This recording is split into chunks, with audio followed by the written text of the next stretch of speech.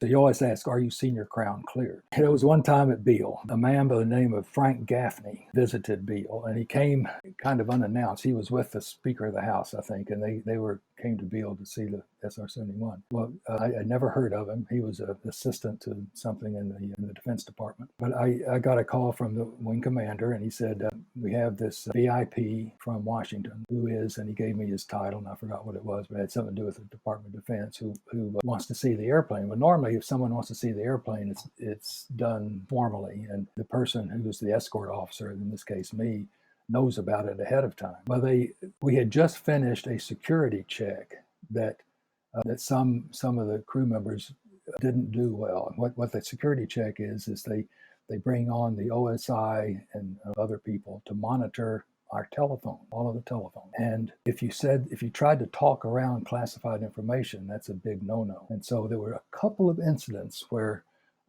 a crew member would say, some of our takeoffs were classified, the times that we would take off. I remember the crew member said, come out to intersection of so-and-so at 8:30 tonight, and you'll see something nice. Well, that's the way he described it. He was going to take off in the SR-71. Well, they hit us hard for that. And so we had just finished that, and they gave us warnings, but and rightfully so. They did that every once in a while. So I was kind of keyed up for making sure that I don't do anything wrong. So I heard what the wing commander said, and I thought, and okay. So then I came out to where I was going to meet him, which is the hangar. The hangars were all guarded, and there was one entry. It was funny the way they do it. They have a red stripe, and then they have a break in the red stripe, and that's the only way that you can come into the hangar. If you come in any other way, they'll put you on the ground.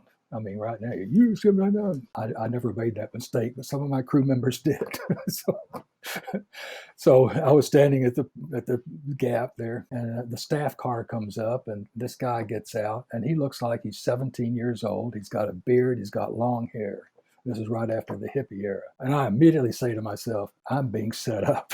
This is a test to see whether I'm going to tell him anything. So he came up there, and I met him and shook hands, everything. And then I was not a very good escort officer, and then I didn't tell him anything. He wanted to see the cockpit, and I said, no, sir, that's not allowed. I asked him first, were you a senior crown? He said, yes. Okay, well, at least he passed one thing. But as it turns out, he was, in fact, a legitimate guy.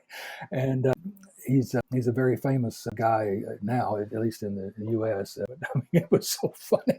So I have never seen him. I've never talked to him since then. But when I do, I'm going to apologize for being such a lousy tour guide for him. I'm sorry, sir, but you sure did look funny. It's been mentioned twice now. So the cockpit of the airplane. I think I know the answer, but I'm going to ask instead of assuming. Well, why was it secret? Why could people not see? Well, it had limits marked on it. And the inlet controls, we had two sets of bypass doors, aft and forward, and then the spike and all that stuff was written on there. And so the altitude was not marked because that was on the TDI. I don't know, just in general. And so certainly the back seat was the sensor operator and the nav system. The nav system was pretty exotic. So anyway, they just said it's classified. Operating an airplane where almost everything about it is secret.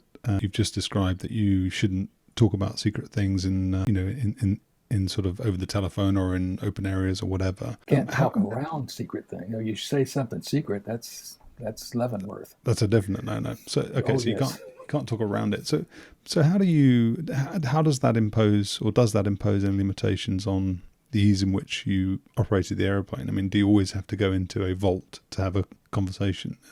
Were there any sort of briefings that you could do that didn't involve that? Was it a hindrance in any way? No, we would do our mission planning in the vault, yes, because we'd have maps and stuff out. But the mission planning was more elaborate than the pre-flight stuff that we would go through before we flew, the day of the flight. So we would have our mission materials out on the table in the Physiological Support Division office where we were, and that's okay because there's no one around there who's going to be looking at us. No, it didn't really. All of our briefings were done in a secure location, the debrief and everything. No, the whole base was, I mean, you just couldn't wander around that base as a civilian, or I couldn't now.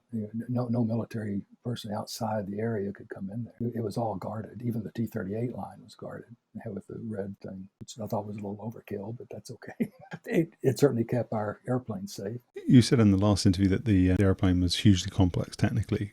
Can you describe then the process that you underwent of getting to the point where you were ready to fly it? Oh gosh, well that was about a year. You go in and have first thing you do, you get the flight manual, and I showed that to you last time. It's around here someplace.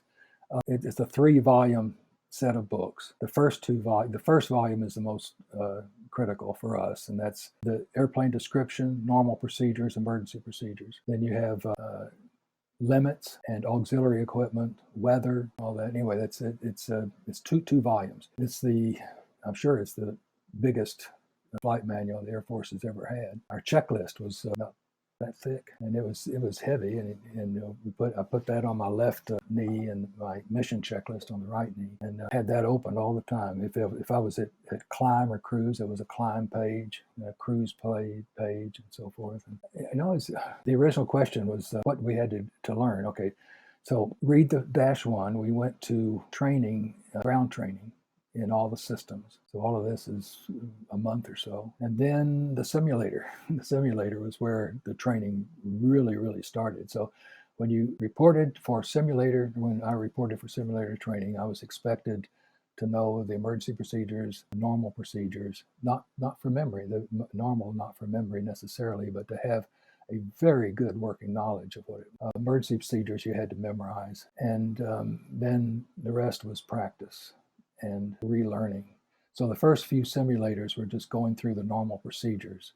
Maybe they'd throw in an emergency or something. But then, and I forgot how many simulators we did, but we had numbered simulators and then warm-ups. We always had 2 simulators, and a simulator session was about 4 or 5 hours for the brief and everything. Usually we would fly a 1-loop mission because we couldn't simulate air refueling because there was no visual. It was all procedures. It had it was a moving simulator, motion. 3 axes, but also rolled up, down, left, right, roll, and yaw. Would also crash. I could get to that later. The crash was spectacular. So then for a better part of a year, you go through the simulator, let's say 9 months maybe. And then after that, you get your first flight. Our first flight, at least my first flight, was a subsonic flight. We didn't go out. We just went out and refueled, practiced refueling.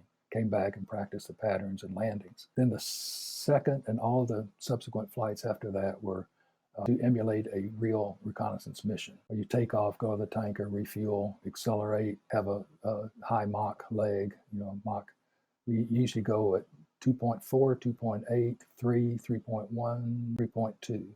3.2 was the highest. That's what I would, and it was kind of our choice what we flew. I always flew 3.2 in what they call the denied area. If you were in a SAM ring, I thought I wanted as much energy built up in that airplane as I could get. So anyway, all that takes is about a year or so. In my case, when I started training, the guy in front of me, the guy who was checking out, who was flying, had problems refueling. So he had to add 2 extra flights. Otherwise, he was a good guy, but he just had trouble refueling. And so adding those 2 flights meant that the B model had to go back into a phase inspection, which takes about 5 months. So I was put back 5 months. What did I do in that 5 months? More simulators. So by the time I flew that airplane, I was really ready to fly that airplane. Were you flying T-38 for currency? Oh, yes. We flew the T-38. I say all the time. There was one time because we were low on enough. I flew it 6 times in one day, which I thought was a little too much. Anyways, I enjoy flying it, but I would rather spread that out a little bit, not do it all in one. But they wanted to, I guess I'd been TDY or something, and I was deficient in time in the T-38. We flew the T-38 2 or 3 times a week at least. And then we could go cross country, which was always nice. So in terms of the training, at the beginning, are you introduced to is it radar systems officer? Are you sort of crewed through training with a new backseater? Well, the initials are RSO, and I think officially it's Reconnaissance Systems Operator. Sometimes we say, well, it's a rear seat occupant. That's okay. I'll take care of the flying. You take care. It's just like anything when you have they're all navigators. There's always a friendly rivalry with navigators and pilots. Some of it I think is that's not necessary. The thing that was the only sticky wicket there was, coin a British phrase, is Well done. that the pilot was the supervisor of the navigator. You know, we're equal people. I mean, his job is just as important as mine, kind of. and I mean, without him doing it, we don't have a mission. Without me doing it, we don't have a mission. So in that sense, it's important. But I was his reporting officer. And frankly, I didn't like that. I didn't want to be a reporting officer on my, because I didn't want to tell a lie if he made a mistake, which he rarely did. And it just put us in a supervisor subordinate role that I just wasn't I didn't like. They probably didn't like it either. Who was your RSO? Jay Reed. He was Jay my Reed. first RSO. He's still I around? had several. Well, he lives in Sacramento, and yeah. If you enjoyed this clip and want more, you can go to 10percenttrue.com, hit subscribe, you get early ad-free access to all my content. Appreciate your support.